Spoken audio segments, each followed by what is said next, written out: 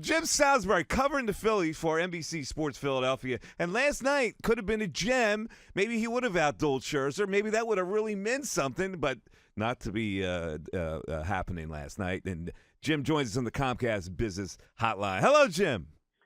Hey, Mike, how you doing? Well, last night, what were you seeing there? Were you seeing an 8-inning gem by outdueling Max Scherzer?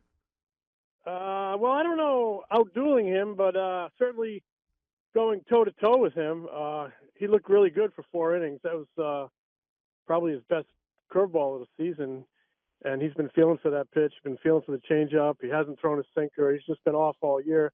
He's had a couple gems, but he was off to a really good start last night. Unfortunately, the weather popped up, but Scherzer was off to a great start as well, and they have a really tough time with Scherzer. But Nola pitched well.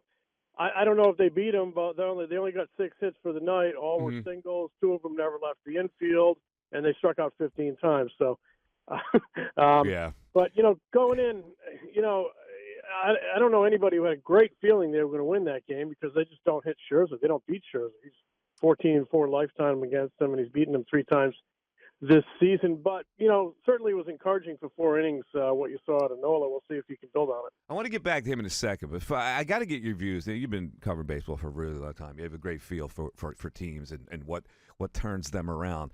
I did not see this coming. Now, you can look at it and go, okay, Washington helped a lot, and they gathered some confidence in those 4 games. But where did this come from, and what do you see them right now? Are they a different team in your eyes? Well, are they a different team? They seem a little more confident, last night notwithstanding. But, they had a good week. And in this division, everything was so bunched up and the teams were so poor, really, that, one good week could essentially turn things around. And that's what it was for the Phillies, and it vaulted them into first place. One bad week can put them right back where they were. But I think what happened, a lot of things. I think those first 2 losses in Pittsburgh might have ticked them off a little bit, and maybe were a little bit blow to their pride, and they came out firing in that 3rd game. And they did a lot of this with Hoskins missing time, with McCutchen missing time, and a couple of your key players really stepped up. Real Muto, who I think guys really look to produce, and Harper really stepped up, and Segura's been a constant. So they really, during that 8-game winning streak, they scored about 7 runs a game. They had about 10 hits a game. They didn't strike out as much. They had some home runs. So the offense really carried them. Wheeler gave him a good game. Gibson gave him a couple good games. Suarez gave him a couple good games as he transitioned. I just think they had a good week, and when you have a good week in this sport, it can really help your confidence and really help you, build on that. So that's kind of where they were. We'll see if they can get it back together. I mean, they got a little break in this series because looks like Betts is going to go on the DL. Turner's not going to be back. Like I said, I didn't think they were going to beat Scherzer last night. These next 2 games are kind of the telltale. They need to go out and try to win this series.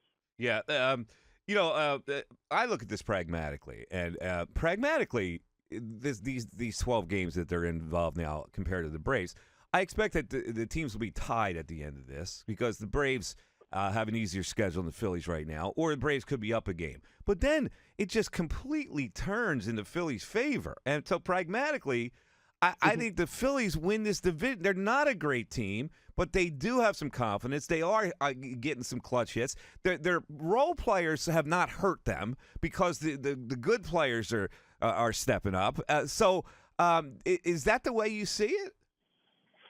I think we're into the season now 4+ months, and they've been right there for 4+ months. And I think they're going to remain there right to the end. And whoever finishes the strongest, I think, is going to win it. Certainly, I think it's a difference maker with DeGrom going down, big picture-wise in the division, and in a more focused picture with the Mets. And though I don't think the Mets are completely dead, they haven't hit. They could get hot, but the Braves are going to be right there. They really can hit. They've done a great job bringing in, revamping that outfield after their injuries. But I think it could come down to that final couple weeks with the Phillies and Braves, and it's just going to be whoever plays the best. I don't care if you're playing good teams or bad teams. I saw the Phillies sweep the Milwaukee Brewers earlier this year. They're a very good team. Yeah, they weren't a great team when they swept them, but I hear you. but they played great. They played really Yeah. good in that series. It's how you play. I've seen them play crappy against crappy teams. I've seen them play good against good teams. So much of it starts with the starting pitcher that night keeping you in the ball game. I mean, that first night out in Pittsburgh, they looked awful. They didn't hit. They were manhandled by a lousy team.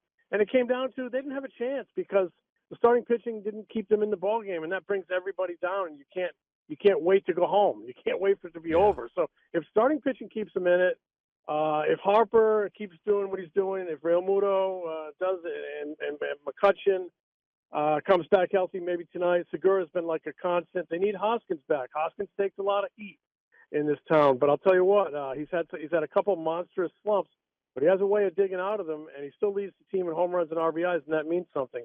They're going to be without him for the next 7 games. They need him to come back healthy, a week from next Tuesday night, and keep delivering. They have as good a chance as anybody, but they need to keep playing well. That's what they did in this 8-game stretch. It's as simple as that. They played good. Keep playing good, and I think you got a chance. Yeah, and here's the thing. When I look at the poor teams that are going to play, and you're right, I haven't seen them lose the bad teams too. But it seems like there's been a shift in that. Not only that, on top of that, the bad teams are really bad. I mean, I've never seen a year where so many teams are just giving up and trying to get the season over with. And I think that helps them considerably here. No question. And it helps when you play the bad teams late because they can't wait for October. They can't wait to go golfing. They can't wait to pack up their bags and go home. So if you're going to play bad teams, you want to play them late. But you got to bring it every night if you're the good team. You cannot lay down one night or you'll be in trouble.